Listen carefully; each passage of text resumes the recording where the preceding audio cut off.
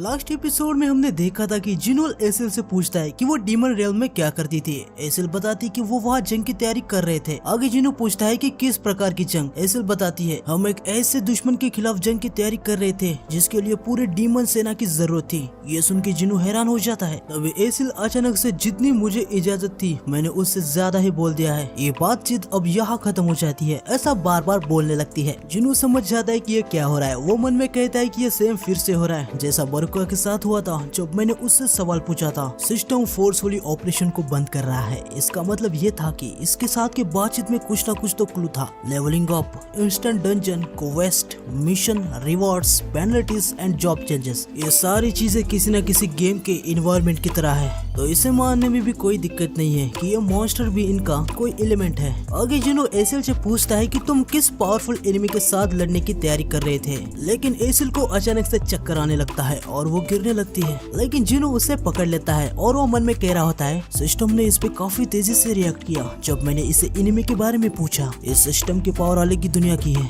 इस सिस्टम का मुझ पे या इस पूरी दुनिया पे प्रभाव पड़ रहा है। इसका मतलब ये है कि ये डीमन जिससे बैटल करने वाले थे शायद उनके पास इन सब का जवाब होगा। आगे हमें जापान के आइलैंड में एंट ने जो तबाही मचाई थी उसको दिखाते हैं। वहाँ पे एक हंटर आ जाता है। वो कहता है आखिर ये चीज क्या है। ये सीधा हिलर के पास जा रही है। सबसे पहले उसने हमारे ई रैंक के हंटर पे अटैक किया। जैसे ही हमारे नंबर कम हो गए अब ये हमारे हीलर पे हमला करने जा रही है ताकि हमारी सेना कमजोर हो जाए। अब ये बैटल जितनी देर तक चलेगा उतना ही हमें डिसएडवांटेज होगा। या ये कोई ऐसा बीस्ट है जिसके पास इंटेलिजेंस भी है। आगे हमें एक कार को दिखा दे जिसके अंदर एक कैमरा लगा होता है। जिंचुल इसी कैमरे की फुटेज सारे एसोसिएशन के मेंबर को दिखा रहा होता है। आगे वो सारे मेंबर से कहता है ये एंट अभी अभी देखी गई थी जिसे हराने के लिए पूरा एक दिन लग गया। ये सबसे पहले उधर के आइलैंड के आसपास के एक छोटे से आइलैंड में पाई गई थी। उस आइलैंड को खत्म कर दिया गया था। वो वहाँ से ट्रैवल करके इस आइलैंड में हंट करने आ गई। ये तो अच्छी बात है कि हमारे हंटर ने तुरंत इमरजेंसी कॉल को रिस्पॉन्ड किया। अभी उसे सक्सेसफुली मार दिया गया है। लेकिन जंग के मैदान में 4 ई रैंक, एक डी रैंक का हीलर और एक सी रैंक का लीडर मारे गए। जंग के बीच में एक ए रैंक का हंटर ज्वाइन हुआ और उसके वजह से उस एंड को सक्सेसफुली एलिमिनेट किया गया। तभी वहाँ का एक मेंबर कहने लगता है तो तुम सीधे सीधे शब्दों में ये कहना चाहते हो कि एक हंटर को हराने के लिए कम से कम एक ए रैंक का हंटर चाहिए। आगे जिंचुल कहता है इस म्यूटेंट एंड की वजह से वहाँ के 294 रहवासियों के साथ दुर्घटना हुई है। वहाँ 108 हंटर को भेजा गया था। ऐसा कहा जा रहा है कि म्यूटेंट एंड को खतरा महसूस हुआ तो उस जगह से वो उड़ने लगी। जापान के हंटर एसोसिएशन ने कहा है कि उन्होंने ऐसे ही 108 हंटर को नहीं भेजा था। एशिया के सारे देशों में से जापान का नेटवर्क सबसे अच्छा और ऑर्गेनाइज्ड है। इससे ये पता चल जाता है कि जापान को भी कितनी ज्यादा दिक्कत हुई है। तो वो एंड्स कोरिया के मेन लैंड में आ गई तो कोई नहीं जानता कि क्या होगा। 2 मेंबर्स धीमी आवाज में बात कर रहे थे। वो कहते हैं जापान की तरह हमारे देश में भी कई लैंड्स है पर हम इतने कैपेबल नहीं है कि हर लैंड की देखरेख कर सके। आगे मिस्टर गो कहते हैं एक आइलैंड जो चेजू आइलैंड से 150 किलोमीटर दूर था उस पे अटैक हो गया। अगर वो एंट्स इतने दूर उड़ के जा सकते हैं इसका मतलब वो सिर्फ तट तक ही नहीं बल्कि पूरे मोकोपो सिटी पे उड़ने की भी क्षमता रखते हैं। आगे कुछ मेंबर कहने लगते हैं अगर उन्होंने अपना रास्ता चेंज किया तो वो नॉर्थ रीजन के जैंडो और वॉन्डर देश तक भी पहुंच सकते हैं। साउथ कोरिया सभी आइलैंड पे जापान की तरह हंटर नहीं भेज सकती। फिर भी हमने हंटर को भेज दिया तो वो उन एंड का खाना बन जाएंगे। मिस्टर गो मन में सोच रहे थे ऐसी हालात में अब साउथ कोरिया की हेल्प करने कौन आएगा, चाइना या फिर रशिया। इनके पास काफी सारे हंटर्स हैं लेकिन उनके हालात भी सेम है। उनके पास भी काफी सारे लैंड्स हैं जिनको उन्हें प्रोटेक्ट करना होगा। यूएसए तो बिल्कुल भी नहीं आएगा। वो तो हमारे यहाँ जब पहला एस रैंक का गेट ओपन हुआ था तब भी नहीं आए थे।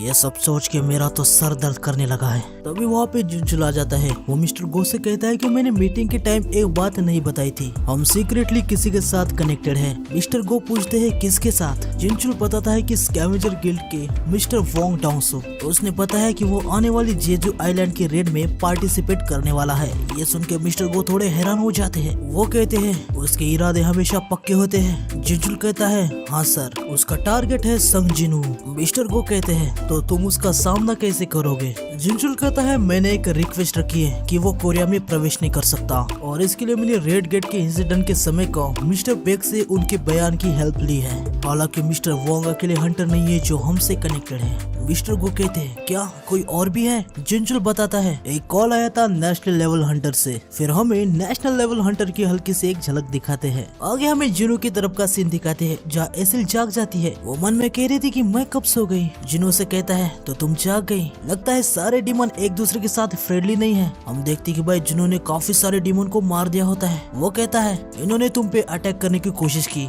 एसिल जिनो को काफी हैरानी से कहती है क्या जब मैं सो रही थी तो तुमने मुझे प्रोटेक्ट किया? तुम्हारा बहुत बहुत शुक्रिया। आगे वो बताती है कि जिन डीमन के पास इंटेलिजेंस नहीं होती उन्हें डीमन कंसिडर नहीं किया जाता और जिन डीमन के पास इंटेलिजेंस होती है वो अलग होते हैं। जिनो एसिल से पूछता है एंट्री परमिट के पास जाने के लिए कितना टाइम लगेगा। आगे हम एक कासल को देखते हैं। एसिल यहाँ पे जिनो को लेके आई थी। जिनो मन में कह रहा था एक डीमन कासल के अंदर और एक डीमन कासल। एसिल एक गार्ड से पूछते है कि मेरे फादर कहाँ पर है। गार्ड उसे बताता है कि लेडी एसिल वो थ्रोन वाले रूम में है। वो गार्ड जिनो को देखता है और वो एसिल से कहता है कि आपके पीछे ये इंसान कौन है। एसिल कहती है कि ये मेरा काफी इंपॉर्टेंट गेस्ट है, जरा रिस्पेक्ट दिखाओ। आगे वो दोनों थ्रोन वाले रूम में आ जाते हैं। एसिल अपने फादर से कहती है फादर मैं अपने साथ किसी को लाई हूँ। जिनो मन में कहता है ये थ्रोन रूम है। अगर मैं अपने तरीके से ऐसी जगह पे फाइट करता तो मैं ऐसी जगह पे किसी बॉस से लड़ता। एसिल के पापा जिनो को देख के काफी ज्यादा शॉक हो जाते हैं। वो एसिल से कहते हैं एसिल ये तुमने क्या किया? तुम्हारे पीछे ये इंसान कौन है? वो बताती है ये मेरा गेस्ट है फादर। उसके पापा उस पे चिल्लाते हुए कहते हैं ये तुम्हारा कैसा गेस्ट है जो अपने साथ इतने सारे सोल्जर के साथ आया है? इसीलिए सुन के काफी ज्यादा शॉक हो जाती है। उसके पापा आगे कहते हैं क्या तुम उनको देख नहीं पा रही? उसके पीछे डार्कनेस में कितने तादाद में सोल्जर्स है।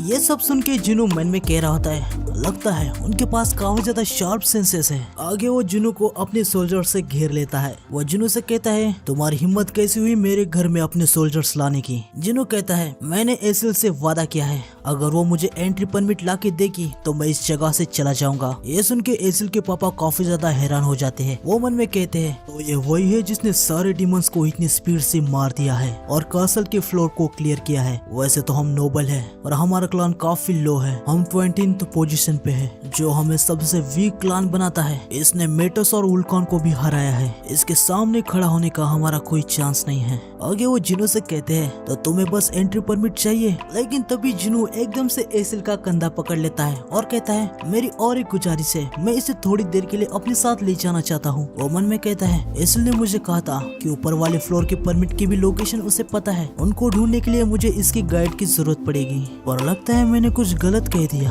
हम देखते हैं कि एसिल के पापा काफी ज्यादा गुस्से में आ जाते हैं। आगे हम देखते हैं कि सभी लोग खाना खाने बैठ जाते हैं। जिन्होंने उनको बता दिया कि उसे एसिल को अपने साथ गाइड के लिए ले जाना है। एसिल के पापा जिनो से कहते हैं तो तुम्हें एंट्री परमिट और गाइड चाहिए, बस इतना ही ना? जिनो मन में कह रहा होता है शायद इनको पहले गलतफहमी हो गई थी जब मैंने इनसे पूछा था कि मुझे एसिल को अपने साथ ले जाना है। आगे एसिल के पापा अपने मन में कह रहे होते हैं एक ह्यूमन के साथ बातचीत करना हमारी प्राइड के खिलाफ है और मुझे पता है ये मॉन्स्टरस ह्यूमन उन डार्क सोल्जर का मास्टर है। मुझे इसके साथ बैटल नहीं करनी चाहिए। फिर वो जिनो को कहते हैं तुम मेरी बेटी को खतरे में तो नहीं डालोगे? जिनो मन में कहता है एक मॉन्स्टर जो अपनी बेटी की चिंता कर रहा है। जिनो से कहता है मैं वादा करता हूँ उसे कोई भी खतरा नहीं होगा। फिर एसिल के फादर जिनो को एंट्री परमिट दे देते हैं जिससे जिनो अब ऊपर के फ्लोर में भी जा सकता है। वो एसिल से कहता है क्या हम अभी निकल सकते हैं? एसिल भी कहती है ठीक है। तभी सिस्टम का जिनो के लिए एक मैसेज आता है कि एक डीमन नोबल उसके पार्टी में ज्वाइन होना चाहती है। जिनो मन में कहता है एक पार्टी सिस्टम, हमें इसके बारे में और थोड़ी इन्फॉर्मेशन दी जाती है। पार्टी मेंबर्स दूसरे फ्लोर में जाने के लिए डेविएशन सर्कल को यूज कर सकते हैं। साथ ही बैटल में जितने ज्यादा मेंबर्स अपना जितना ज्यादा योगदान देंगे उसके हिसाब से उन्हें एक्सपीरियंस पॉइंट भी मिलेंगे।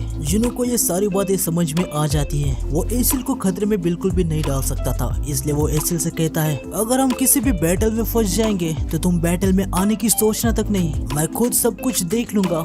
ये सुन के एसिल ब्लश करने लगती है और ओके कहती है। आगे वो डेविएशन सर्कल से ऊपर वाले फ्लोर पे आ जाते हैं। जिनो एसिल से पूछता है तुम्हारे हॉर्स के बिना तुम ठीक हो? एसिल बताती है सिर्फ पार्टी मेंबर को ही दूसरे फ्लोर पे जाने की इजाजत है, तो मैं अपना हॉर्स अपने साथ नहीं ला सकती। तभी एसिल अपना बैग खोलती है और उसके अंदर से जिनो को एक शराब की बोतल देती है। आगे वो कहती है कि गर्श क्लान के चीफ को ये शराब काफी ज्यादा पसंद है। मेरे फादर ने हन क्लान के लिए एक नई गिफ्ट की तैयारी करके रखी है। जिनो उसे कहता है पर क्यों, इसकी क्या जरूरत है? एसिल कहती है अगर आप इसे अपने साथ लेके उनके पास जाएंगे तो आप उनसे आसानी से बातचीत कर सकते हैं। जुनू कहता है बातचीत, क्या तुम लोगों के गर्ल्स क्लान के साथ संबंध अच्छे थे? एसिल कहती है कि नहीं, पहले डीमन रेल्म में पद के लिए नोबेल के बीच हमेशा विवाद होता रहता था, पर मैं आपको इतना जरूर यकीन दिला सकती हूँ कि गर्ल्स क्लान कम से कम समझदार है। जुनू कहता है सुन के अच्छा लगा, लेकिन तुम यही रुकना, मैं ज्यादा टाइम नहीं लगाऊंगा। जुनू अपनी शैडोज को समन करता है और कुछ ही मिनट के बाद गर्ल्स क्लान से आग की लपटें और चिल्लाने की आवाज आने लगती है। आगे हमें हंटर एसोसिएशन में दिखाते हैं, जहाँ नेशनल लेवल हंटर जिनचुल और मिस्टर गोसेक कहता है आपकी इंग्लिश तो काफी अच्छी है, लेकिन फिर भी मुझे नहीं लगता कि मैं आपको अच्छे से समझ पाऊंगा। क्या आपको सच में नहीं पता साउथ कोरिया का 10th एस रैंक हंटर संग जुनू कहाँ पर है? जिनचुल उसे कहता है उसे पकड़ना काफी मुश्किल है, हमारी सर्विलियंस टीम उसे ढूंढ रही है। नेशनल लेवल हंटर कहता है तुम जो कह रहे हो मैं उस पे विश्वास कैसे करूं? जिनचुल उनसे कहता है साउथ कोरिया की हंटर एसोसिएशन इतनी भी नादान नहीं है कि वो एक नेशनल लेवल के हंटर को झूठ बोले। ये सुन के नेशनल लेवल का हंटर कहता है ये बात भी ठीक है। आगे वो मिस्टर गोसेक कहते हैं मैंने सुना मेरे आदमी डोंगसू ने कोरिया में कुछ लफड़ा कर दिया था, वैसे वो एक एस रैंक का हंटर है तो हम भी उससे कुछ नहीं कह सकते कि वो क्या करे या क्या ना करे। ये सुन के मिस्टर गो अपने मन में कह रहे होते हैं इसने उससे अपना आदमी क्यों कहा? वो तो ऐसे कह रहा है जैसे वोंग डोंगसू एक अब अमेरिकन हंटर है। आगे नेशनल लेवल हंटर कहता है संग जुनू की बात को छोड़ो, पर मैं यहाँ पर एक और भी बात पूछने आया था कि साउथ कोरिया के हंटर एसोसिएशन ने वोंग डोंगसू को देश के अंदर आने से मना कर दिया है। मुझे लगा ही था कि आप लोग इतना आगे जाओगे और ये सब करोगे। मिस्टर गो कहते हैं कि हाँ तुम सही कह रहे हो। फिर वो दोनों शेक हैंड करते हैं। नेशनल लेवल हंटर कहता है तो अभी हमारे पास कहने के लिए कुछ भी नहीं है, अगर फ्यूचर में मुझे कुछ चाहिए होगा तो मैं फिर से कॉल करूंगा। मिस्टर गो मन में कहते हैं इसके सामने तो मैं किसी बच्चे जैसा हूँ। आगे नेशनल लेवल हंटर उनसे कहता है कुछ दिनों से जेजू आइलैंड पे जो हो रहा है उसकी वजह से कोरिया में काफी दिक्कतें चल रही है, क्या मेरा यहाँ आना आपके लिए निराशाजनक रहा? मुझे माफ कर देना, जेजू आइलैंड की रेड में मुझे बिल्कुल भी इंटरेस्ट नहीं है और मैं काफी ज्यादा बिजी इंसान हूँ। हालांकि कहानी अलग होती अगर साउथ कोरिया के पास इतना पैसा हो जो मुझे हायर कर सके। मुझे अभी जाना चाहिए, मुझे अपना प्लेन भी पकड़ना है। जिनचुल उनसे पूछता है अगर आपको कोई परेशानी नहीं हो तो क्या हम आपके साथ कोई सर्विलेंस एजेंट टीम का कोई हंटर भेजे? नेशनल लेवल हंटर कहता है इसकी कोई भी जरूरत नहीं है, और हाँ जो भी बातचीत यहाँ पे हुई ना वो यही तक रहनी चाहिए। और नेशनल हंटर वहाँ से चला जाता है। आगे मिस्टर गो जिनचुल से कहते हैं मिस्टर वो तुम्हें क्या लगता है मेरा ये सोचना जो ये हमारी रेड में हेल्प करेगा ये बस एक नादानी थी? जिनचुल उन्हें कहता है मिस्टर गो चिंता करने की कोई भी जरूरत नहीं है, जापान के हंटर्स हमारे साथ काम करने के लिए तैयार है। जापान के सबसे बड़े गिल्ड के हंटर आज हमसे मिलने के लिए आने वाले हैं।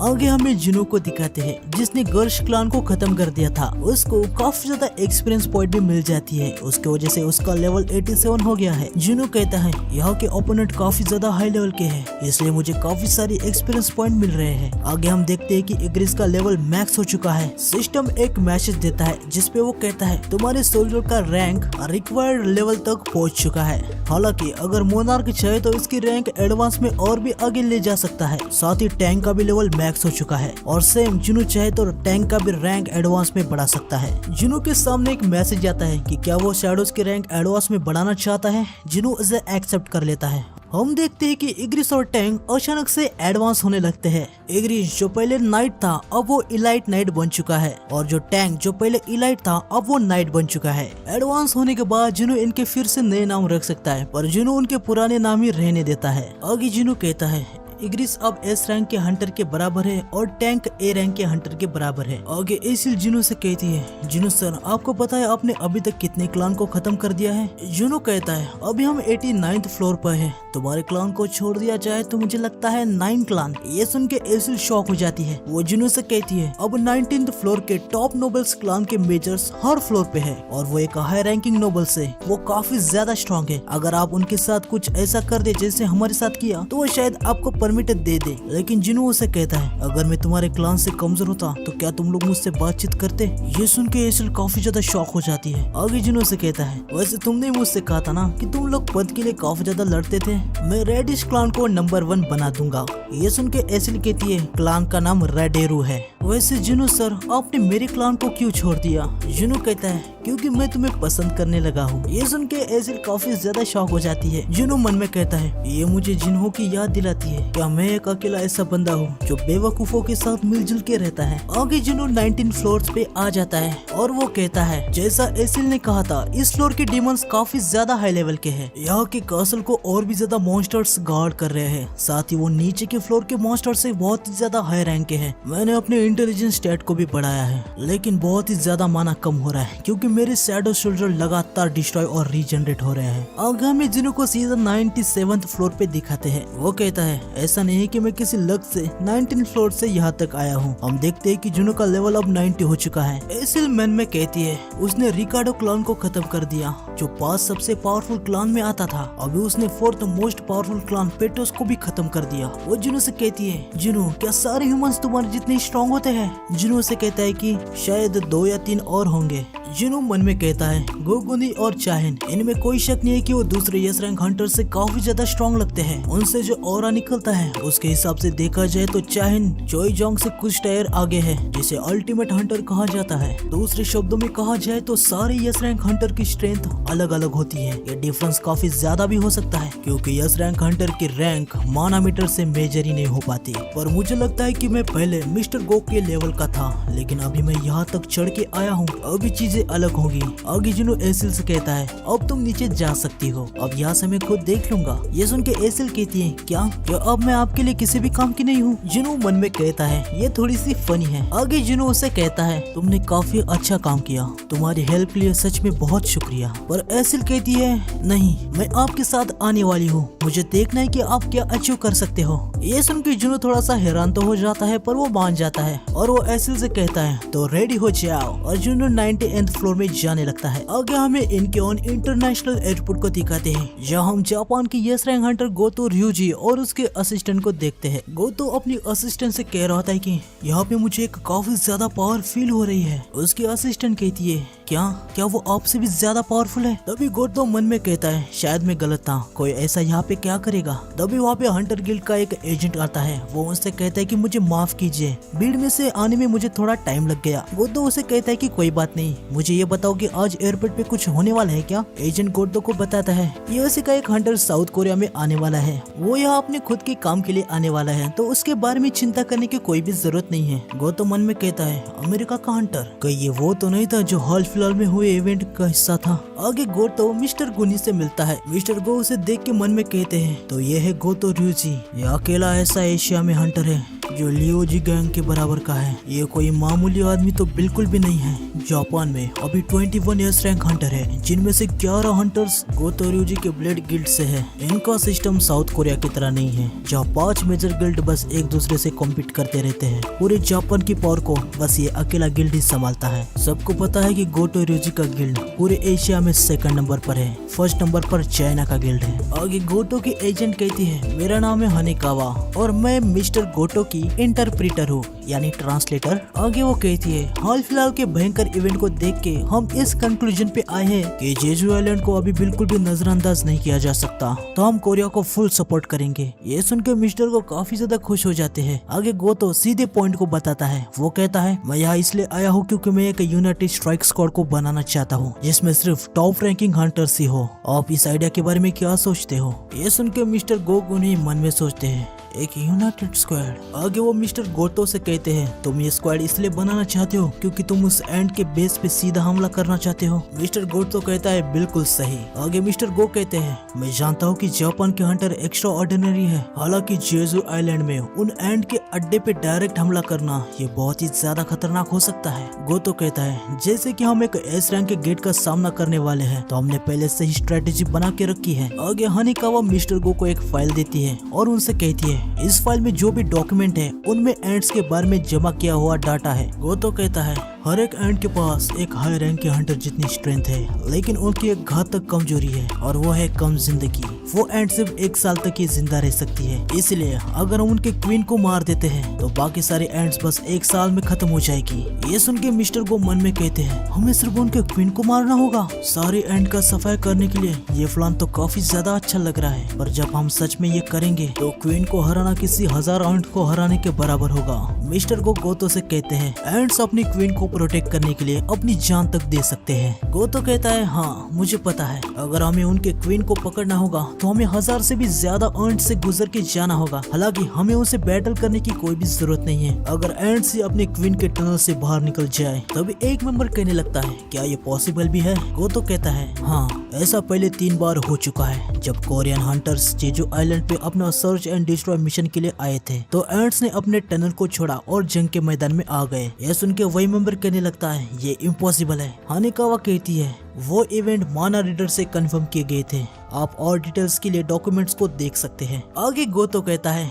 11 में से 10 हंटर जिनमें से मैं भी एक शामिल हूँ, हम जेजू आइलैंड के रेड पे जाने के लिए सोच रहे हैं। हम एंट को डिस्ट्रैक्ट करने का काम करेंगे। प्लीज हमारे साथ कोरिया के टॉप रैंकिंग के हंटर दीजिए जो क्वीन को हरा दे। मेरे बाकी साथी मेंबर भी जल्द यहाँ पे आने वाले हैं। ये सब सुनकर मिस्टर गो मन में कहते हैं अगर 10 S rank Hunter successfully distraction बना देंगे तो टनल के अंदर सिर्फ क्वीन और उसके कुछ गार्ड रहेंगे। आगे गोतो अपना प्लान बताता है। वो कहता है सबसे पहले हमारे सारे यस रैंक के हंटर टीम में डिवाइड होंगे और आइलैंड की हर दिशा से अटैक करेंगे। एंड्स अटैक की तरफ आ जाएंगी और क्वीन टनल के अंदर अकेली रह जाएंगी। साउथ कोरिया के यस रैंक हंटर हेलीकॉप्टर से टनल के अंदर जाएंगे और क्वीन को खत्म करके उसके बाद फिर से हेलीकॉप्टर से वापस आएंगे। ये सुन के मिस्टर को काफी ज्यादा खुश हो जाते हैं। वो मन में कहते हैं ये तो काफी अच्छा प्लान लग रहा है, लेकिन फिर भी गोतो ryuji इस रेड में अपने गिल्ड के 10 हंटर को जुटाने की तैयारी क्यों कर रहा है? आगे हमें ये बात भी पता चल जाती है। गोतो मन में कहता है सारे नेशनल लेवल के हंटर्स ने पहले से एस रैंक गेट को रेड कर रखा है। मेरे पिछले परफॉर्मेंस और रिकॉर्ड को देखा जाए तो जैसे ही मैं इस जेजू आइलैंड के रेड को खत्म करूंगा तो इतना काफी होगा कि मैं भी नेशनल लेवल हंटर के टाइटल के योग्य बनूंगा। जापान के लिए नेशनल लेवल हंटर का टाइटल पाना काफी होगा। ये एक एस रैंक का गेट है तो मैंने काफी ध्यान से 10 एस रैंक हंटर को पार्टिसिपेट करने के लिए चुना है। मुझसे जितना हो सकता है मुझे उतना रिस्क को कम करना होगा। साउथ कोरिया के पास कोई कारण ही नहीं है कि वो मेरे ऑफर को नकार दे। मैं जानता हूँ कि ये सब जो मैं कर रहा हूँ ये पूरी तरीके से अच्छा रास्ता तो नहीं है, पर नेशनल हंटर बनने के लिए मेरे पास अब दूसरी कोई चॉइस नहीं है। आगे मिस्टर गो भी मन में कह रहे थे जापान की तुलना में अभी हमारे पास सिर्फ 8 एस रैंक हंटर है और उनमें से भी सिर्फ 6 इस रेड में जाने के कैपेबल है। मैं काफी बूढ़ा हो चुका हूँ और ब्यूंग गो भी रिटायर हो चुका है। वो मिस्टर गोतो से कहते हैं ये स्ट्रेटेजी सिर्फ कोरिया के हंटर से पॉसिबल नहीं है। फिर से मिस्टर गो मन में कहते हैं असली सवाल तो ये है क्या सच में वो एक एस रैंक के बॉस को हराने के कैपेबल भी है? क्या कोई क्वीन को हरा सकता है? संगजुनो ने अपने दम पर ए रैंक के बॉस को हराया है। अगर वो इस रेड में दूसरे हंटर के साथ ज्वाइन होगा तो शायद हमारे पास कुछ चांसेस है। वो एंट्स इवॉल्व हो रही है, उनकी पूरी आर्मी जल्दी उड़ने लगेगी। हम इसमें देर बिल्कुल भी नहीं कर सकते। मिस्टर गो गोतो से कहते हैं मैं समझ गया, जैसे ही डॉक्यूमेंट साइन हो जाएंगे हम आपको डिटेल प्लान भेज देंगे। आगे हम जुनू को देखते हैं। उसका लेवल 93 हो चुका है और वो 100वें फ्लोर तक पहुंच चुका है, जहां हमें बारान द डीमन किंग और उसके ड्रैगन देखने को मिलता है। जिन्हों उसकी ताकत को महसूस कर पा रहा था और वो कहता है क्या मैं इस मॉन्स्टर को हरा भी पाऊंगा?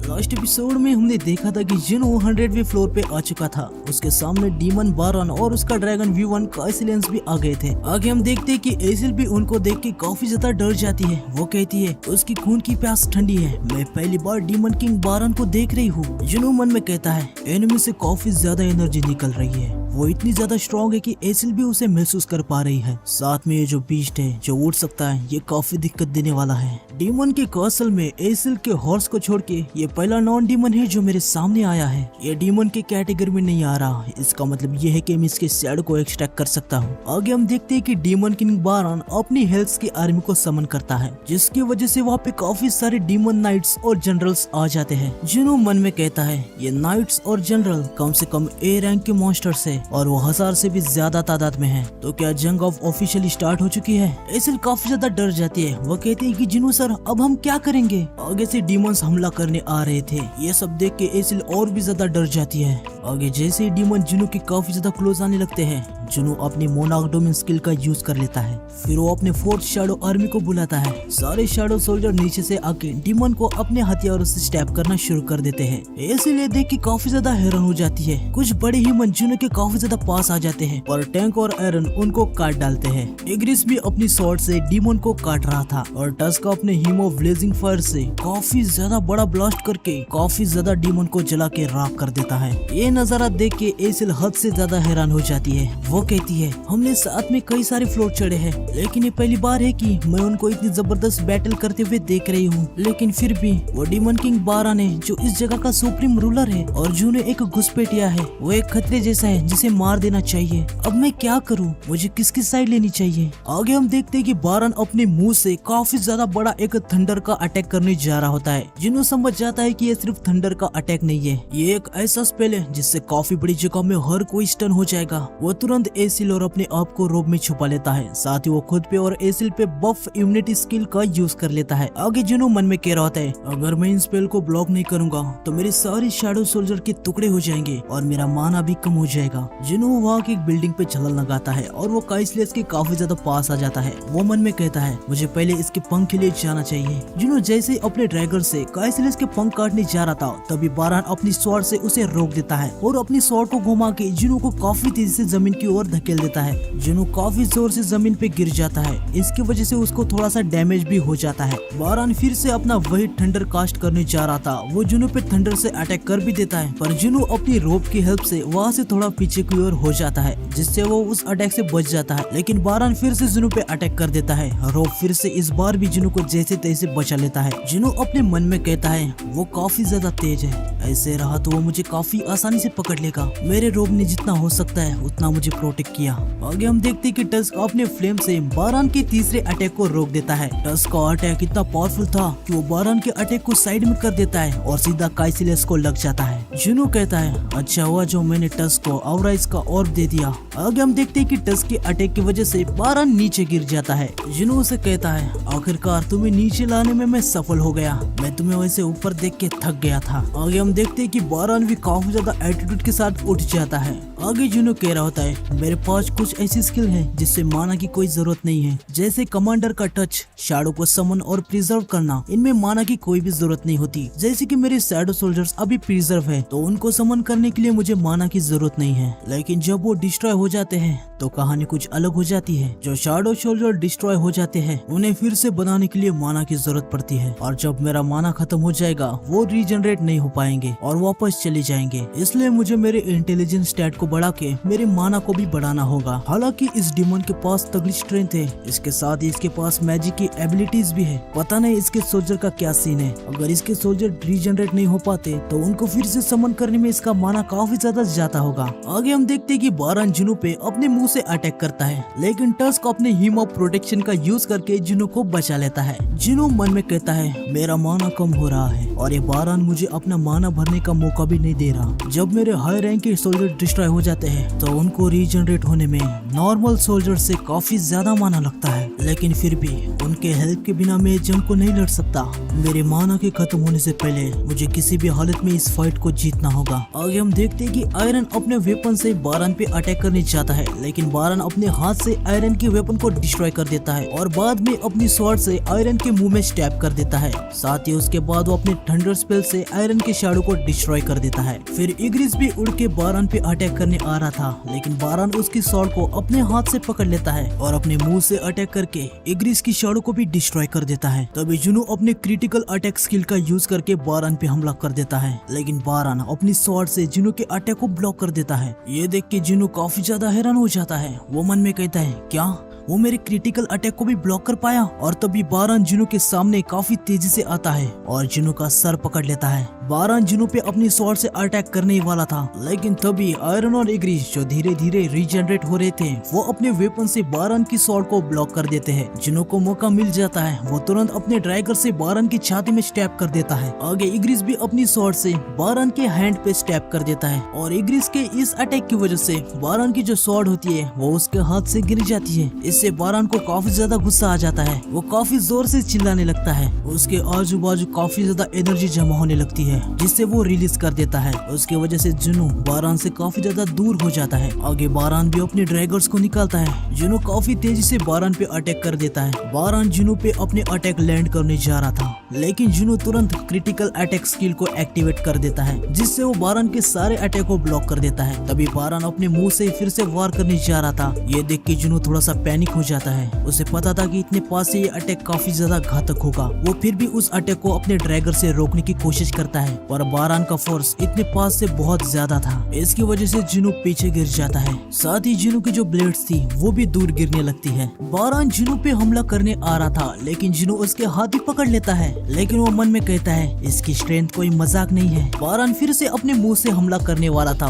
ये देख के जिनू अपने मन में कहता है फिर से, क्या इसके पास इन्फिनाइट माना है। बारान अपना अटैक तैयार कर ही रहा होता है, तभी उसके मुंह पे अचानक से एक स्वॉर्ड लग जाती है। आगे हमें पता चलता है कि ये एसिल ने किया है। जिनू को पता था अब ये उसका चांस है। वो बारान के हाथ पे कॉम्रेड टच का यूज कर लेता है और उसके दोनों हाथ को तोड़ देता है। इससे बारान को काफी ज्यादा गुस्सा आ जाता है। जिनू उसे कहता है बस अब बहुत हो गया, अब ये सब खत्म करने का टाइम आ गया है। और जिनू बारान के मुंह पे एक बहुत ही जोर से पंच मारता है, जिससे बारान का पूरा सिर ही खत्म हो जाता है। यह सब देख के एसिल काफी ज्यादा हैरान हो जाती है और फाइनली जिनू बारान को हरा देता है। इसके साथ ही उसका क्वेस्ट भी पूरा हो जाता है। एसिल जिनू के पास आ जाती है। जिनू से कहता है एसिल जाओ और अपने पापा से कहो कि रेडिश क्लान अब नंबर 1 है। लेकिन एसिल जिनू से कहती है जिनू सर, क्लान का नाम रेडिरो है। और यहाँ तक जिनू का जो लेवल होता है वो 97 भी हो जाता है। आगे हम देखते हैं कि सारे के सारे शैडो सोल्जर्स माना क्रिस्टल को उठा रहे थे।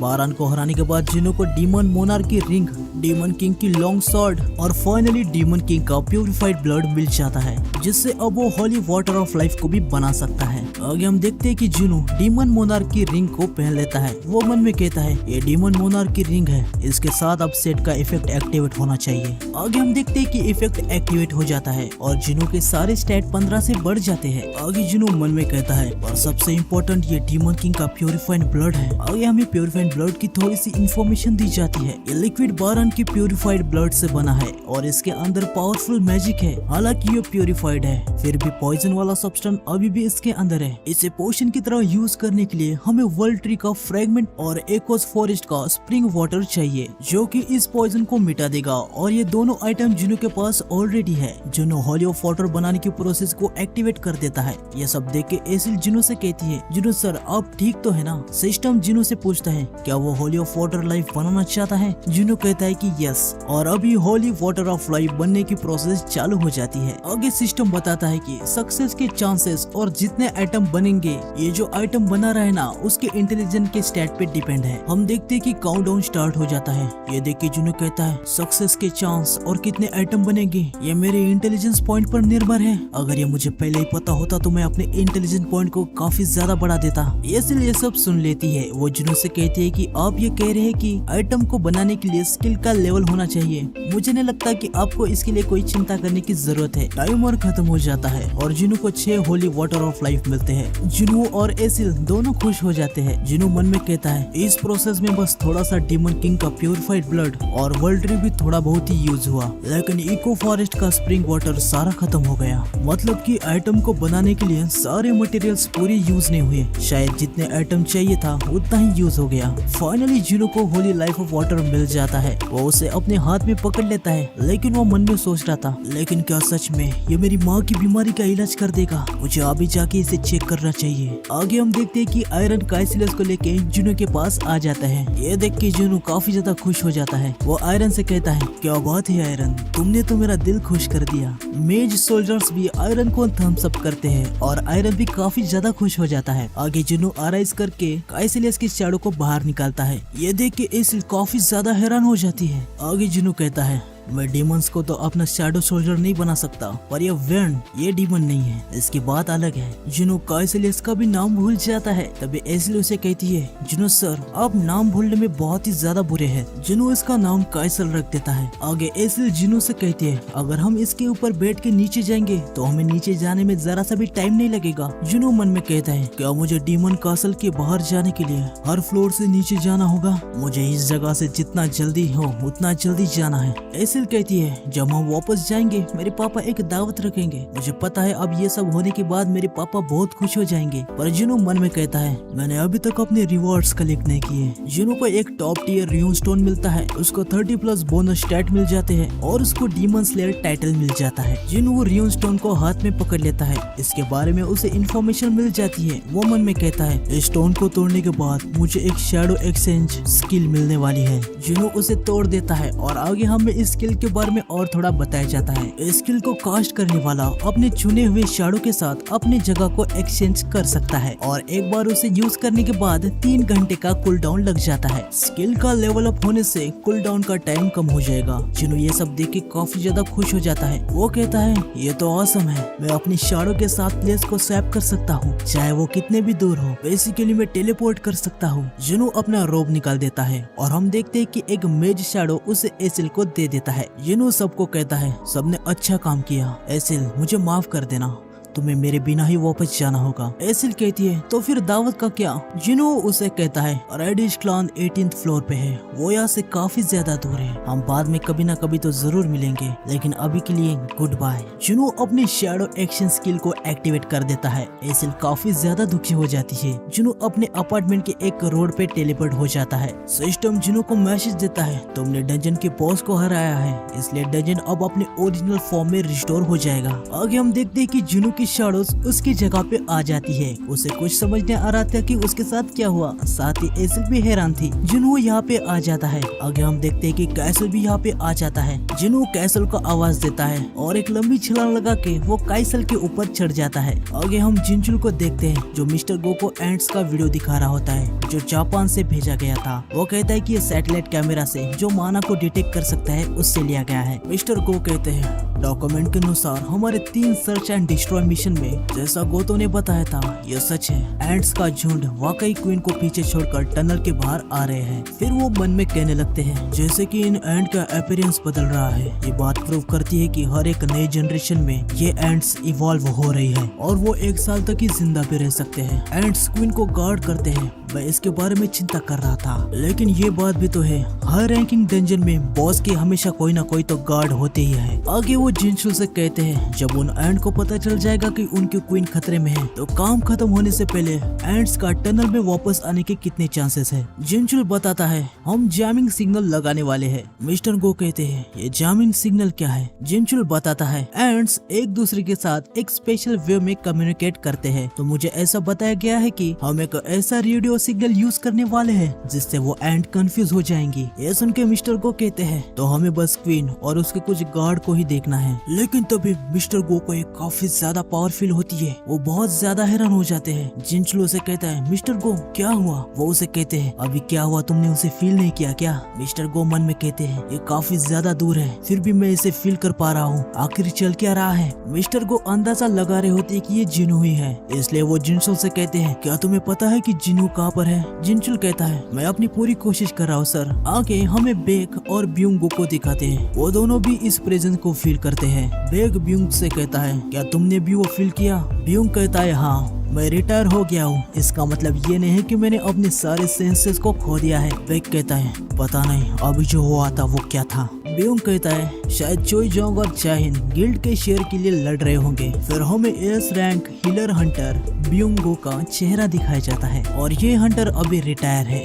लास्ट एपिसोड में हमने देखा था कि बेक और ब्यूंगो को भी जुनू की पावर सेंस होती है। आगे बेक मन में ब्यूंगो के बारे में बताता है। वो कहता है कि एक पहला एस रैंक हंटर है जो फुल्ली परफेक्ट होने के बाद भी रिटायर हो गया है। एस रैंक हंटर को काफी अच्छा पे किया जाता है। मुझे तो यकीन ही नहीं होता कि इसने हंटर का जॉब इसलिए छोड़ा क्योंकि इसे हंटर होने में अच्छा फील नहीं होता, ये रिच फैमिली से भी नहीं आता। आगे ब्यूंग बेक से पूछता है यूनो क्या तुम सच में जेजू आइलैंड की रेड में जाने वाले हो? बेक बताता है हाँ बिल्कुल। ब्यूंग कहता है तुम्हें तो पता है ना इनुसेकु कैसा मारा गया था? बेक कहता है यही तो ज्यादा कारण है जिसके लिए मैं वहाँ जाना चाहता हूँ। अगर अभी हमने उन एंट्स को ठिकाने नहीं लगाया तो पूरे देश भी उसी दिक्कत के साथ गुजरेगा। ये सुन के ब्यूंग बेक से कहता है तुम इतने देशभक्त कब से बन गए? बेक कहता है वहाँ जाने की तो मैंने ठान ही ली है और ये मैं किसी अच्छे कारण के लिए ही कर रहा हूँ। ये सब सुन के ब्यूंग कहता है मैं तो नहीं जा रहा, मैं तो वहाँ जाने की सोचूंगा तक नहीं। अगर तुम मुझे यहाँ लेने के लिए आए हो तो तुम गलत इंसान के पास आए हो। बेक कहता है नहीं, मैं तुम्हें यहाँ लेने के लिए नहीं आया हूँ, मैं तुम्हें गुड बाय करने आया हूँ क्योंकि अब तुम्हें थोड़ी ना पता होगा कि मेरे साथ क्या हो सकता है, शायद मुझे तुम फिर से देख ना पाओ। ये सुन के ब्यूंग थोड़ा सा शॉक हो जाता है। आगे वो बेक से कहता है मैं तो टीचर सर्टिफिकेशन एग्जाम की तैयारी कर रहा हूँ, मुझे बस टीचर बनना है और नॉर्मल जिंदगी जीनी है। ये सुन के बेक हैरान हो जाता है। वो उससे पूछता है कि क्या तुम टीचर बनने वाले हो? आगे ब्यूंग उसे बताता है शायद इसके बारे में तुम्हें पता ही होगा कि यूजिन कंस्ट्रक्शन अपना गिल्ड बना रहा है, वो स्किल्ड हंटर की खोज कर रहा है। उन्होंने मुझसे कांटेक्ट किया था,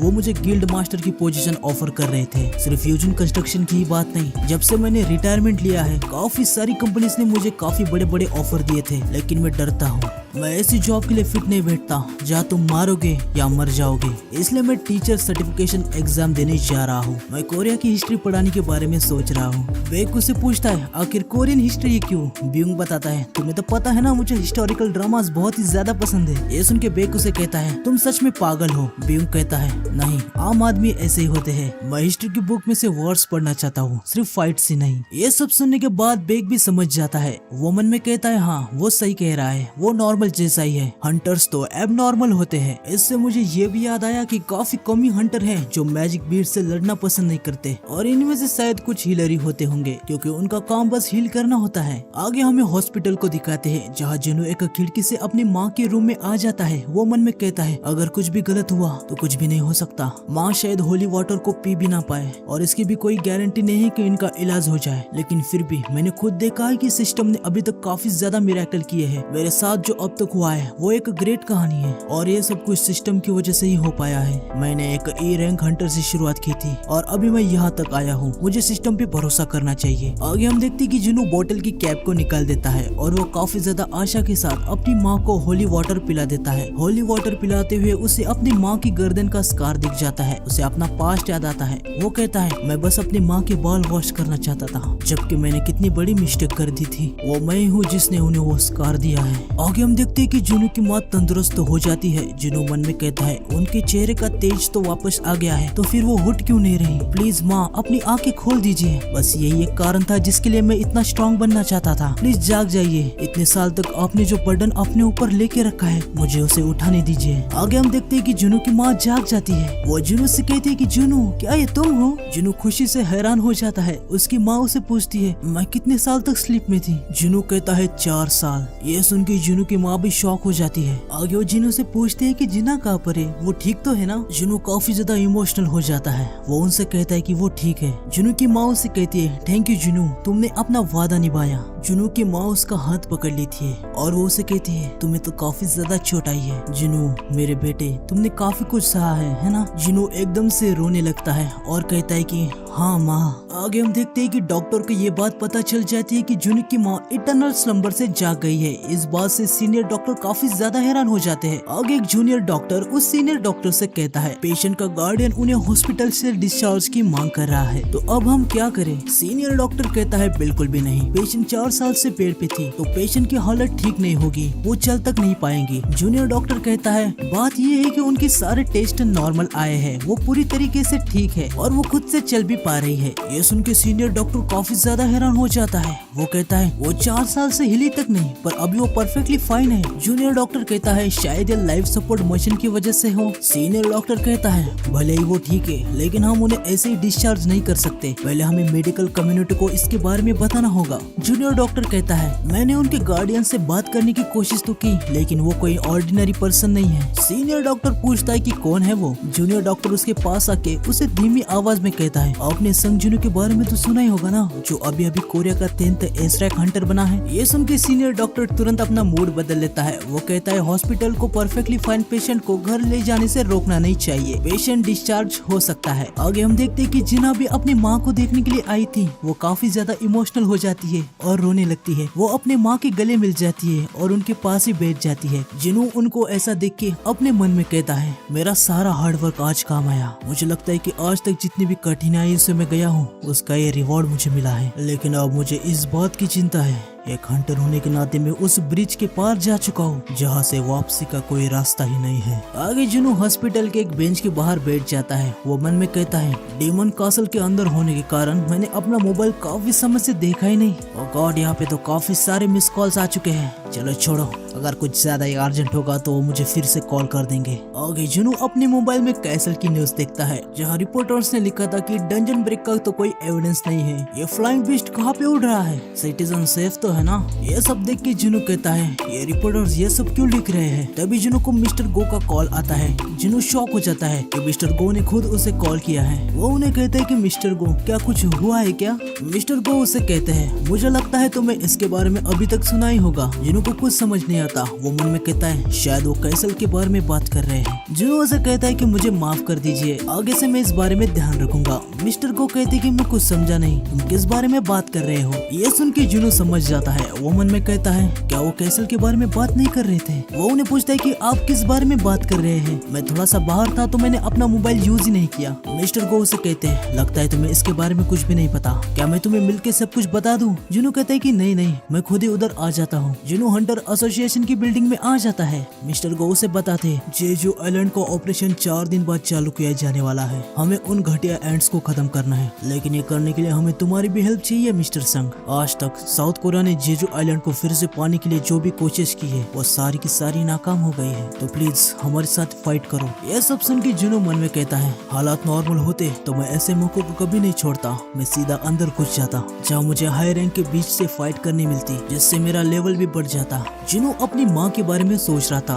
उसको पता है कि अभी उसको उसके माँ के साथ रहना चाहिए, लेकिन तभी जुनू को काफी ज्यादा माना वेव्स फील होती है। मिस्टर गो से कहते हैं मिस्टर संग क्या हुआ। जुनू कहता है कोई सीरियस बात तो नहीं है, मुझे बस लगा कि हंटर्स आसपास कहीं फाइट कर रहे हैं। मिस्टर गो हंसते हुए कहते हैं मैंने जैसा एक्सपेक्ट किया था, तुम्हारे सेंसेस काफी ज्यादा शार्प है, मैं काफी ज्यादा इम्प्रेस हुआ। तुम्हें इतनी दूर से वो फील हुआ, शायद यस रैंक हंटर जिम में वर्कआउट कर रहे होंगे और तुम्हें वही फील हो गए होंगे। जुनू काफी ज्यादा हैरान हो जाता है। वो पूछता है यस रैंक हंटर्स वो यहाँ पे क्या कर रहे हैं। मिस्टर गो उसे बताते हैं वो वार्म अप कर रहे हैं क्योंकि जेजू आइलैंड की रेड को बस 4 ही दिन बाकी है। वहाँ जापान की यस रैंक के हंटर्स आए हुए हैं और हाँ साथ में गोतो ryuji भी वहाँ पे है। जुनू हैरान हो जाता है। वो मिस्टर गो से कहता है गोतो ryuji आप उनकी तो बात नहीं कर रहे ना। मिस्टर गो कहते हैं कि हाँ जो जापान का ग्रेटेस्ट हंटर है, ये नाम तो सबने एक बार जरूर सुना होगा, इवन ये नाम उनको भी पता है जो हंटर नहीं है। क्या तुम मेरे साथ जिम में आना चाहोगे। आगे हम देखते कि बेक और मोंग डोंगू जो फेम गिल्ड का मास्टर है एक दूसरे के साथ लड़ रहे थे। यहाँ पे वो बस प्रैक्टिस कर रहे हैं। आगे जुनू और मिस्टर गो यहाँ पे आ जाते हैं। मिस्टर गो जुनू से कहते हैं यस रंग के हंटर एक साथ आए हैं, ये नजारा रोज रोज देखने को नहीं मिलता। जुनू मिस्टर गो से कहता है लगता है मिस्टर बेक थोड़ा स्ट्रगल कर रहे हैं। तभी वहाँ पे चोई जोंग भी आ जाता है। वो कहता है कि अगर बेक अपने फुल फोर्स से लड़ेगा तो डोंगू उसके सामने टिक नहीं पाएगा। वैसे कैसे हो मिस्टर संग, काफी दिन बाद मिले ना हम। वो जो पर्सन वहाँ सफेद यूनिफॉर्म में है वो फेम गिल्ड का मास्टर मोंग डोंग वुक है। जुनू उनसे पूछता है कि आपने कहा कि मिस्टर बेक अपना पूरा जोर नहीं लगा रहे पर वो होल्ड बैक क्यों कर रहे हैं, उनके सामने तो उनके जितना स्ट्रॉन्ग ओपोनेंट है ना। चोई बताता है अभी उनको ऑडियंस देख रही है,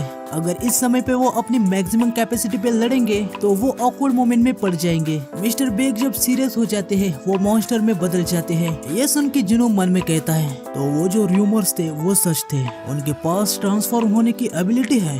आगे चोई बताता है कि वो जो लोग वहाँ पे जमा हुए हैं इजावा इपे, इशिदामारी, टांको केंजो, होशिनो मिनोरू, कुमामोटो आसुशी, तावाता कनाए, फुजिशिमा तासुमी, केई, शिमुजो अकारी और गेतो ryuji, ये सब जापान की यस रैंक हंटर्स है। आगे हमें फेम गिल्ड के बारे में थोड़ी सी इंफॉर्मेशन दी जाती है। ये एक 5 मेजर गिल्ड में से एक है। ये गिल्ड होनम रीजन में एक्टिव है। देश में व्हाइट टाइगर गिल्ड और फिंड गिल्ड टॉप 3 में आते हैं। इस गिल्ड को 5 गिल्ड में से 4th स्ट्रॉन्गेस्ट गिल्ड माना जाता है। आगे हम देखते हैं कि जुनू गोतो ryuji को देखते हुए अपने मन में कहता है तो वो है गेतो ryuji, जापान का एस रैंक हंटर। फिर अकारी जुनू को देखते हुए हानेकावा से कहती है वो बंदा उधर वो कौन है। हानेकावा बताती है कि वो है संग जिनू, वो अभी अभी साउथ कोरिया का नया एस रैंक हंटर बना है। गोतो भी जुनू के प्रेजेंस को महसूस कर रहा था। वो अपने मन में कहता है क्या वो कोई असासिन टाइप हंटर है, अगर है भी तो उसकी प्रेजेंस आसानी से छुपाई नहीं जा सकती। फिर वो हानेकावा से कह रहा होता है कि ये काफी स्किल्ड असासिन टाइप हंटर लगता है, लेकिन हानेकावा गोतो से कहती है माफ करना सर वो मेज टाइप हंटर है। ये सुन के गोतो हैरान हो जाता है। वो हानेकावा से कहता है कि क्या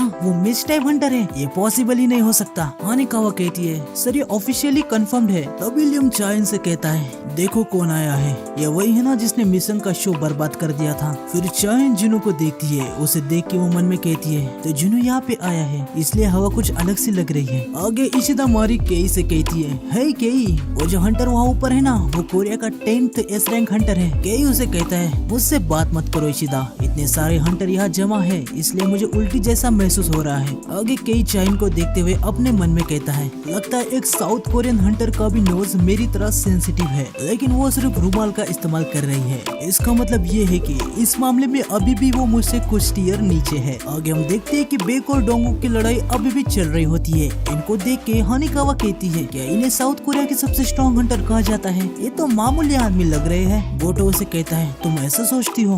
हानिकावा कहती है, मिस्टर गोटो, मैंने आपको काफी समय से रेड करते हुए देखा है और यही कारण है कि मैं इन यस रैंक हंटर से ज्यादा कुछ खास इम्प्रेस नहीं हूँ। गोटो चाइन की तरफ देखते हुए हानिकावा से कहता है, मैं तुम्हारी बातों से एग्री नहीं करता, यहाँ पे कुछ ऐसे ध्यान देने वाले भी हंटर है। आगे वो मन में कहता है, चाइन और मिस्टर गो ये हमारे हंटर को काफी तगड़ी टक्कर दे सकते हैं। तभी वहाँ पे नाइट गिल्ड का मास्टर ए रैंक का हंटर पार्क जोंगसू आ जाता है। इसने हानिकावा की सारी बातें सुन ली थी। वो हानिकावा से कहता है, ओए मिस इंटरप्रेटर, अभी तुमने जो कहा, तुमने लगता है साउथ कोरिया के हंटर मामूली आदमी है। तुम जापानीज में बोलोगे तो तुम्हें लगा मुझे समझ में नहीं आएगा। मैंने अपने हाई स्कूल में सेकंड लैंग्वेज जापानीज सीखी है। पर हानिकावा उसे कहती है, तुम हो कौन? नाइट गिल्ड का एक हंटर कहता है, जो तुम्हारे सामने अभी खड़े हैं, ये नाइट गिल्ड के मास्टर मिस्टर पार्क जोंगसू है। हानिकावा कहती है, पार्क जोंगसू? मैंने ये नाम कभी सुना नहीं। नाइट गिल्ड का हंटर चिल्ला के कहता है, क्योंकि मिस्टर पार्क ए रैंक के हंटर है, ना कि यस रैंक के, शायद इसलिए तुमने इनका नाम कभी सुना नहीं होगा। हमारा गिल्ड साउथ कोरिया में 5 मेजर गिल्ड में से एक है और सारे गिल्ड में हमारे पास सबसे ज्यादा ए रैंक के हंटर्स है। मिस्टर पार्क उसको रोकते हुए उसे कहते हैं, यूटाई शो ऑफ करना बंद करो। हानिकावा उनसे कहती है, साउथ कोरिया का ए रैंक हंटर? क्या तुम भी जेजू आइलैंड के रेड में ज्वाइन होने वाले हो? मुझे तो लगा था बस एस रैंक हंटर को ही पार्टिसिपेट करने की इजाजत है। ये सुन के मिस्टर पार्क भी पैनिक हो जाते हैं। मिस्टर गोटो हानिकावा से कहते हैं, हानिकावा तुम किस बारे में बात कर रही हो? नाइट गिल्ड का हंटर कहता है, मिस्टर पार्क डिफेंस टीम में है, वो आइलैंड को ब्लॉक करने के इंचार्ज है। ये सुन के हानिकावा कहती है, ये सुन के अच्छा लगा, वैसे भी ए रैंक के हंटर को इम्पोर्टेंट टास्क के लिए साइन नहीं कर सकते। ये सुन के मिस्टर गोटो हानिकावा से कहते हैं, हानिकावा तुम कुछ ज्यादा ही रूड नहीं हो रही? ये सब अभी के अभी बंद कर दो। जोंगसू भी वहाँ से जाने लगता है। वो कहता है कि छोड़ो ये सब, वैसे भी वो बस इंटरप्रेटर है, उसे क्या ही पता होगा। हानिकावा ये सुन लेती है और वो जोंगसू से कहती है, अच्छा तो ऐसी बात है तो दो हाथ हो जाए। मेरा नाम हानिकावा है और मैं जापान की ए रैंक की हंटर हूँ। तुमने क्या मुझे बस एक इंटरप्रेटर समझ लिया जो बस साथ चलने का काम करती है? जोंगसू उसे कहता है, भगवान के लिए अपनी ये बकवास अब बंद भी कर दो। हानिकावा उसे कहती है, तुम क्या कोई नॉन कॉम्बैक्ट हंटर हो क्या? जिनवू और बाकी सब लोग इनको ऊपर से देख रहे होते हैं। जिनवू मन में कहता है, एक बैटल जो जापान और कोरिया के ए रैंक के हंटर के बीच। चोई भी कहने लगता है चीजें मजेदार होने वाली है। आगे जोंगसू हानिकावा से कहता है, ठीक है, बेवजह लड़ने से अच्छा है कि हम कुछ रूल्स के साथ लड़ेंगे। तुम इसके बारे में क्या सोचती हो? रूल्स काफी सिंपल है, जो पहले अपने दुश्मन की कलाई पकड़ेगा वो जीत जाएगा। ये सब सुन के हानिकावा मन में कहती है, अगर मैंने उसके ऊपर पंच मारा तो वो मुझे पकड़ लेगा और गेम वहीं पे ओवर हो जाएगा। लगता है मैं सीधे हमला नहीं कर सकती। आगे वो जोंगसू से कहती है, शायद हमें एक दूसरे के साथ माइंड गेम खेलना चाहिए था। जोंगसू एक पोजीशन पे आ जाता है। हानिकावा उसे कहती है, तो ये तुम्हारा रेडी होने का स्टैंस है? जोंगसू उसे कहता है, तुम चिंता मत करो, मैं अपने हाथों को तब तक बाहर नहीं निकालूंगा जब तक मुझे तुम्हारी कलाई पकड़ने का मन ना करे। ये सुन के हानिकावा मन में कहती है, उसे अपने स्पीड पे भरोसा है। फिर वो जोंगसू से कहती है, तो ठीक है, अभी शुरू करते हैं। आगे हम देखते हैं कि हानिकावा एकदम काफी तेजी से जोंगसू पे अटैक कर देती है। वो जोंगसू पे काफी सारे पंच मारती है, पर जोंगसू उन पंच को काफी आसानी से डॉज कर रहा था। इस वजह से हानिकावा थोड़ी सी गुस्सा हो जाती है। वो अपने मन में कहती है, मैं उसके वो दिखावे वाली चेहरों को मिटा कर रख दूंगी। और वो काफी तगड़ा पंच मारने जा रही होती है, लेकिन तभी उसका हाथ अचानक से पीछे हो जाता है। हानिकावा भी इससे शॉक हो जाती है।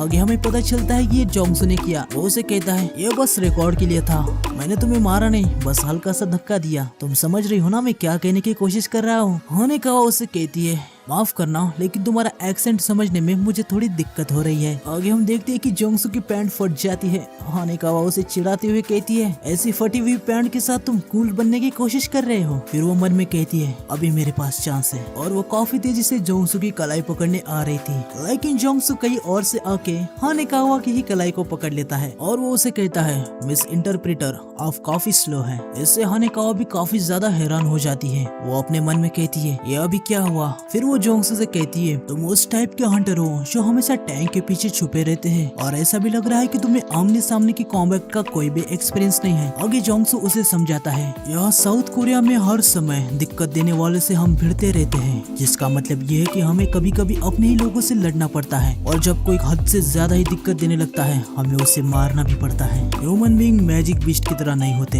ह्यूमंस का मूवमेंट का तरीका अलग होता है, उनका लड़ने का तरीका अलग होता है। तो अगर तुम अपने दुश्मन की अगली चाल को नहीं देख पाती तो तुम अभी मर जाती, और अगर अभी मेरे हाथ में एक स्वॉर्ड होती और तुम मेरी दुश्मन होती तो मैं तुम्हारी कलाई पे नहीं सीधे तुम्हारा गला काट डालता।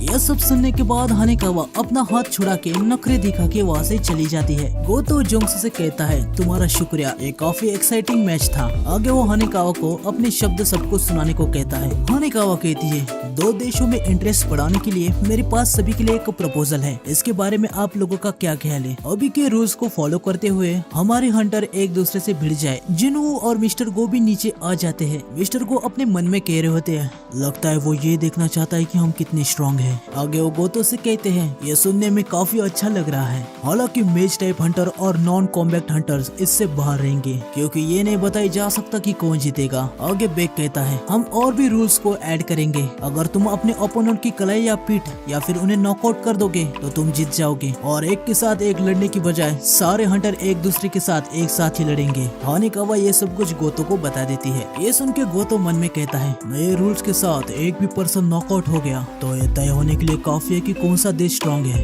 लेकिन दूसरी तरफ से भी देखा जाए तो इसकी वजह से असासिन टाइप हंटर को काफी एडवांटेज होगा। आगे वो सबसे कहता है ठीक है, ये सुनने में काफी अच्छा लग रहा है। मिस्टर गो कहते हैं कोरिया से बेक यूनहू, चाहिन और लिम ये लड़ने के लिए आएंगे। जापान से कौन पार्टिसिपेट करने वाला है? वो तो कहता है हमारे यहाँ से केंजो, मिनोरू, आसुशी और टावाटा ये हंटर्स आएंगे। तो लास्ट एपिसोड में हमने देखा था कि साउथ कोरिया और जापान के यस रैंक के हंटर के बीच फाइट स्टार्ट होने वाली थी। आगे हम देखते हैं कि जिनू अपने मन में कहता है लगता है गोतेरुजी इस फाइट में हिस्सा नहीं ले रहा, शायद वो देखना चाहता है कि हम कितने ज्यादा स्ट्रॉन्ग हैं। फिर भी यस रैंक हंटर के बीच ऐसा मैच होना काफी ज्यादा रेयर है। अच्छा हुआ कि मैं यहाँ पे आ गया। आगे हम देखते हैं कि सारे हंटर अपनी पोजीशन में आ जाते हैं। जापान का यस रैंक हंटर केंजो मन में कहता है डोंगुक और बेक्यू इनको फाइट करते हुए मैंने अच्छे से देखा है, इसके वजह से उनके सारे मूवमेंट में अच्छे से पढ़ सकता हूँ। लेकिन फिर भी मुझे ऐसा क्यों फील हो रहा है कि बेक्यूनू अभी भी कुछ न कुछ तो छुपा रहा है। तावाता खनाए अपने मन में कहती है ये एक 4 वर्सेस 4 का मैच है, इसका मतलब ये है कि मेरी अपोनेंट वो लड़की है। यह लिमग्यू अपने मन में कहता है मैं आशा करता हूँ कि वो हमारे साथ नरमी से बरतेंगे। माँ डोंगुक कहता है तो चलो स्टार्ट करें, और वो रेज में आ जाता है और वो काफी ज्यादा बड़ा बन जाता है। उसे ऐसा देख के केंजो अपने मन में कहता है डोंगुक की एबिलिटी बड़ा होना है, ऐसा लग रहा है कि वो स्ट्रेंथ की बैटल करना चाहता है। और हम देखते हैं कि केंजो भी रेज में आ जाता है और वो डोंगुक से कहता है मुझे बहुत अच्छा लगा, बस ऐसे ही सिंपल रहना, देखते हैं कि हम दोनों में से आखिर स्ट्रॉन्ग कौन है। और ये दोनों भिड़ जाते हैं। तो अभी मिनोरू भी काफी तेजी से लिमग्यू पे अटैक करने आ जाता है। लिमग्यू उसकी स्पीड देख के हैरान हो जाता है। वो मन में कहता है क्या उसकी स्पीड उसकी ताकत है? अगर ऐसा है तो नजदीक की लड़ाई मुझे नुकसान में डाल देगी, तो ऐसे दूरी बढ़ाना मेरी स्पेशलिटी है और मैं दूर से ही अटैक करता हूँ। हम देखते हैं कि लिमगी मैजिक एरो से मिनोरू पे हमला कर देता है। मिनोरू समझ जाता है कि लिमग्यू एक रेंजर है। वो कहता है अच्छा तो तुम आमने सामने की लड़ाई नहीं करना चाहते। लिमग्यू की एरोस पीछे के हंटर की तरफ जाने लगती है। मिनोरू कहता है इनको बस होशिनो ही संभाल सकती है। मिस्टर को ये सब नजारा देख के काफी ज्यादा हैरान हो जाते हैं। वो कहते हैं इस बिल्डिंग के अंदर की दीवारें हाईएस्ट लेवल के एसे स्टोन से बनाई गई है, एक साधारण हंटर इधर ज्यादा से ज्यादा एक डेंट ही लगा पाएगा, लेकिन अभी कुछ ही सेकंड में जगह पूरी की पूरी बर्बाद हो गई है। ये काफी निराशाजनक है कि हमने अपने सिर्फ यंग हंटर्स को ही जंग के मैदान में उतारा है। आगे बेक अपने मन में कहता है हमारे ओपोनेंट इस दुनिया की कुछ सबसे पावरफुल एस रैंक हंटर्स हैं, हमें खुद को तैयार करना होगा। हमें न केवल उनकी कमर को पकड़ना होगा, जरूरत पड़े तो हमें उसे तोड़ने के लिए भी तैयार रहना होगा। आगे किमामोटो आसोशी बेक को देख के हुए अपने मन में कहता है वो तो बस अपनी एनर्जी वेस्ट कर रहा है, मैं उसके कमर या पीठ पे वार नहीं करने वाला। मैं इस बेकार के रूल को नहीं मानूंगा, मैं बस एक ही रूल से जीता हूँ और वो ये है इस दुनिया में जो सबसे ज्यादा फिट है वही जिंदगी अच्छे से जीता है। और वो बेक पे पीछे से हमला कर देता है, लेकिन बेक तुरंत समझ जाता है और उस जगह से निकल जाता है। बेक मन में कहता है अभी वो मुझे मारने की सोच रहा था, लेकिन वो हिचकिचाया क्यों? क्या वो डर गया था? आसुशी मन में कहता है, मैं फिर से हिचकिचाया, शायद मैं हंटर बनने के लायक ही नहीं हूँ। आगे बेक मन में कहता है, उसका नाम कुशिमोटो आसाशी है ना, मैं ये तो नहीं कह सकता कि उसकी निर्णय लेने की क्षमता बहुत अच्छी है या फिर बस वो एक कायर है। वो आक्रामक तो नहीं दिख रहा। लगता है गोतो हम सबको इसलिए भिड़ाना चाहता है ताकि वो उस बंदे की स्ट्रेंथ को देख पाए। वो देखना चाहता है कि ये बंदा एंड से लड़ने के लिए तैयार भी है या नहीं। वो मुझे ऐसी छोटी सी टेस्ट के लिए यूज कर रहा है। आगे हम देखते हैं कि बेक काफी ज्यादा रेज में आ जाता है और वो कहता है मुझे भी अपनी ट्रू पावर की टेस्ट उसे दिखानी होगी। बेक को ऐसा देख के कुमामोटो काफी ज्यादा डर जाता है। वो डरते हुए अपने मन में कहता है, उसकी आंखों का देखने का नजरिया बदल गया है। मैं बहुत ही ज्यादा डर चुका हूँ, मुझे यहाँ से जाना है। बेक एक बड़ी छलांग लगा के कुमामोटो पे अटैक कर देता है और जोर से कुमामोटो के मुंह पे एक पंच मार देता है। वो उसे कहता है, तुम कायर हो। ये बहुत ही ज्यादा अफसोस की बात है कि तुम उनमें से एक एस रैंक हंटर हो। ये सब देख के जोंगसू कहता है, यहाँ और कोई नहीं, सारे के सारे मॉन्स्टर्स है। अभी जो मेरा मैच हुआ था वो इनके सामने बच्चों का खेल जैसे था। लेकिन उसका हंटर कहता है, ये सब बकवास है, आप तो बहुत ही ज्यादा अच्छे थे सर। आगे हम देखते हैं कि डोंगो केंजो से हार जाता है। केंजो उसे कहता है, लगता है हम दोनों में से मैं स्ट्रॉन्ग हूँ। डोंगो उसे कहता है, मुझे तो विश्वास ही नहीं हो रहा कि मैं ऐसे जमीन पर पड़ा हूँ, ये मेरे साथ पहली बार हुआ है। आगे हम देखते हैं कि लिमगो भी मिनोरू से हार जाता है। अब 3 हंटर का निशाना बेक था।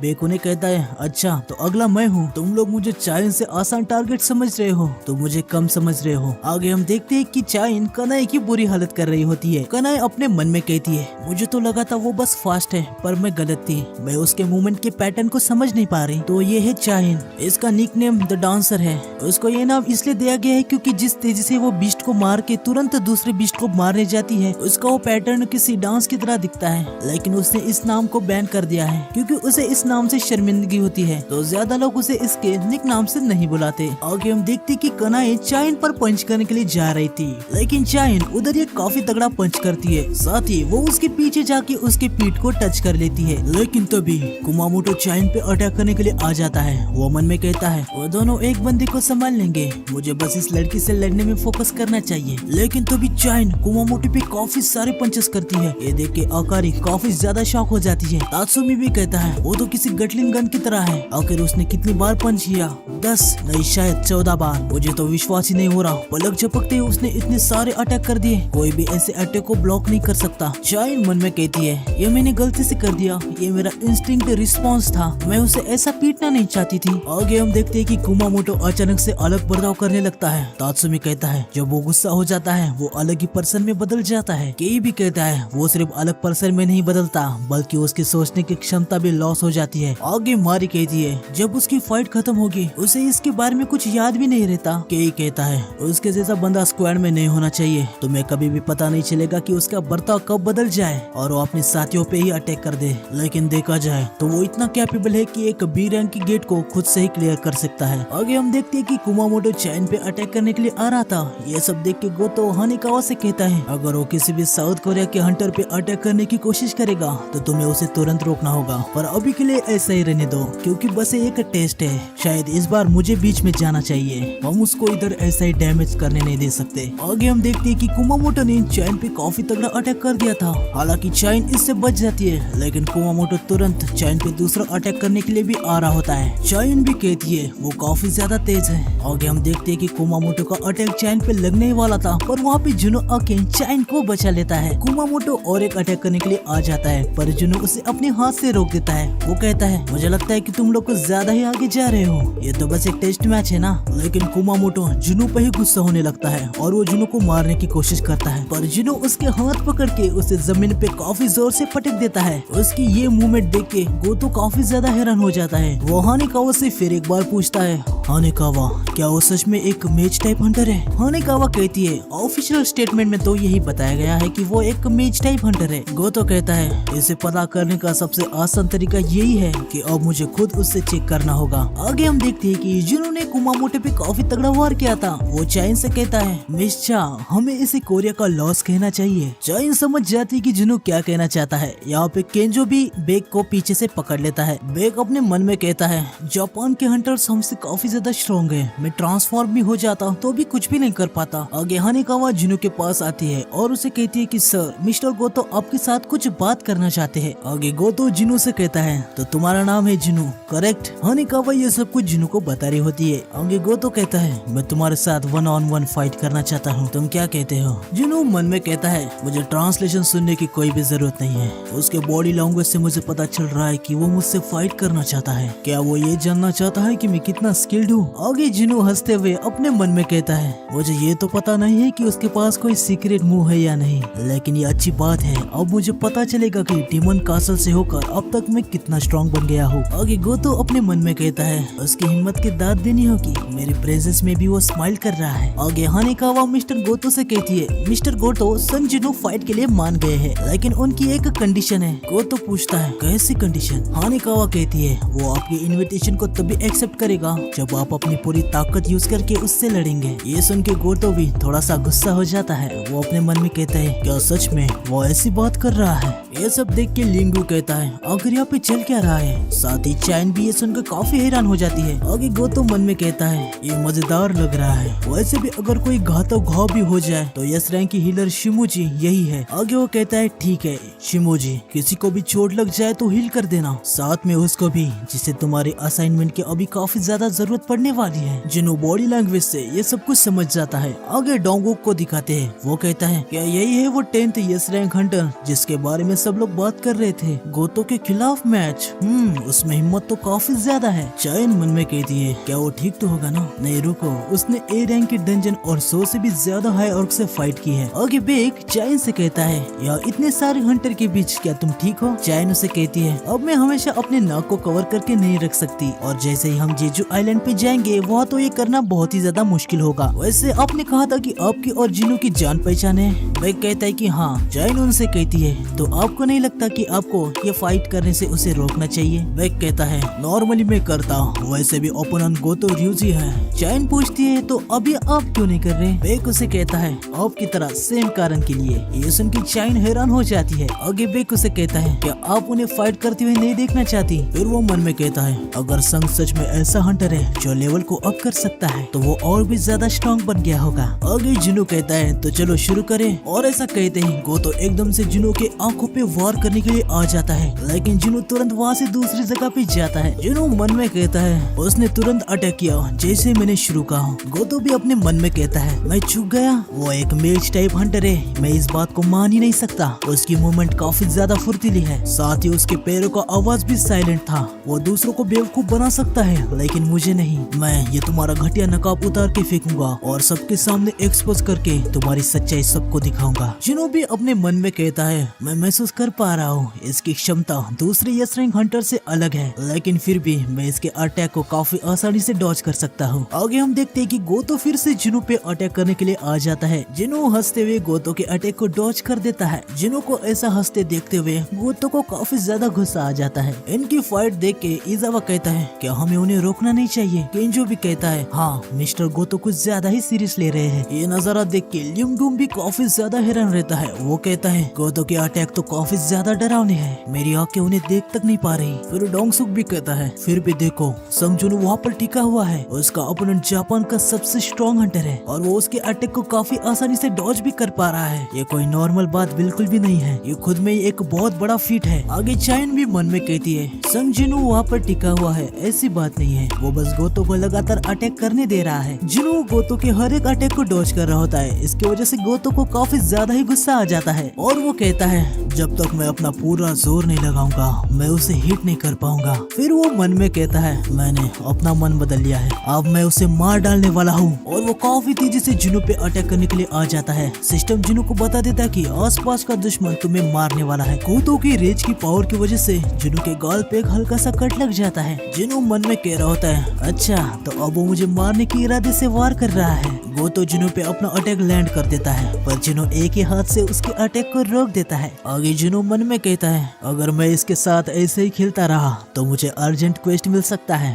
जैसे वोंग डोंग सुक के समय मिला था। आगे जिनो हंसते हुए गोतो से कहता है अगर मैं 1 सेकंड के लिए भी लेट होता तो मैं अपनी आँख को खो बैठता। गोतो मन में कहता है ये इतना कैसे स्ट्रांग हो सकता है, और दिक्कत की बात तो ये है उसको मेरी कलाई पकड़नी चाहिए थी पर इसने मेरे हाथ को पकड़ा है। आगे वो जिनो से कहता है क्या तुम मेरे साथ कोई खेल खेल रहे हो? जिनो उसे कहता है मुझे कोई आइडिया नहीं कि तुम क्या बोल रहे हो, पर मैं तुम्हारी कलाई पकड़ लेता तो ये गेम खत्म हो जाता। मुझे यकीन है कि तुम इसे इतना जल्दी खत्म नहीं करना चाहोगे। आगे गोतो और जिनो दोनों ही काफी ज्यादा रेंज में आ जाते हैं और एक दूसरे पे अटैक करने वाले होते हैं। इनका ये अटैक काफी ज्यादा खतरनाक था, इसलिए तुरंत बेक और चाही जिनो को पकड़ लेती है और मिनोरू गोतो को पकड़ लेता है। इन दोनों के बीच और भी ज्यादा डिस्टेंस लाने के लिए केई उधर एक काफी बड़ा धमाका कर देता है। बेक जिनो से कहता है बस करो, वो आदमी जापान की टीम को कुछ दिन बाद लीड करने वाला है। आगे चाइन भी जिनो से कहती है अगर उसे कुछ भी हो जाए तो उसके परिणाम कोई भी झेल नहीं पाएगा। बेक हानिकावा से कहता है इधर की दिक्कत ही कुछ ज्यादा ही हो गई है, चलो अब इसे दिन का अंत मान लेते हैं। हानिकावा कहती है ठीक है, और ये बात वो सबको बताने जाती है। बेक जिनो से कहता है कहीं मैं अपनी बाउंड्रीज से आगे तो नहीं चला गया? जिनो उसे कहता है बिल्कुल भी नहीं। आगे डोंगवुक जिनो से कहता है मुझे तो यकीन ही नहीं हो रहा कि तुम ग्रेट गोतो ryuji के खिलाफ लड़े और बस एक छोटे से कट से बाहर आ गए। क्या बात है, तुम्हारी बॉडी तो काफी ज्यादा तगड़ी है। मेरे गिल्ड में काफी सारे मेजर्स है और फाइटर्स की कमी है। मिस्टर संग, अगर आप किसी गिल्ड में जाने के बारे में नहीं सोच रहे तो मेरे गिल्ड में ज्वाइन होने के बारे में क्या ख्याल है? लेकिन चोई ऊपर से चिल्लाते हुए डोंगो को बताता है हे कोच, मिस्टर संग मेज टाइप हंटर है। ये सुन के डोंगो भी काफी ज्यादा हैरान हो जाता है। जिनो मन में कहता है मैं कुछ ज्यादा ही एक्साइटेड हो गया था,